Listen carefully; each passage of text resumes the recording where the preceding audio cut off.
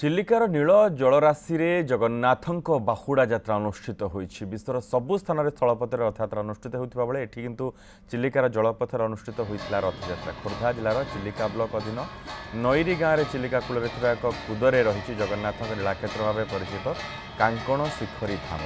दीर्घ वर्ष धरी एठारे पालित होता रथयात्रा तीन डंगार तीन ठाकुर जलपथरे यात्रा करिथांती गुंडीचा मंदिर को। आज बाहुड़ा यात्रा तीन ठाकुरंकर तीन डंगा नंदीघोष तालध्वज देवदलन पुणी मंदिर को फेरी।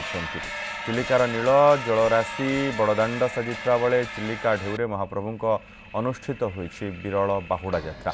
कांकण शिखरी कूद को परिक्रमा करिबा परे ठाकुर पुणी मंदिर को बाहुड़ी। विरल रथयात्रा देखा हजार हजार श्रद्धालुंकर समागम होइथिला। कांकण शिखरी होउछि लीलाक्षेत्र महाप्रभुंकर।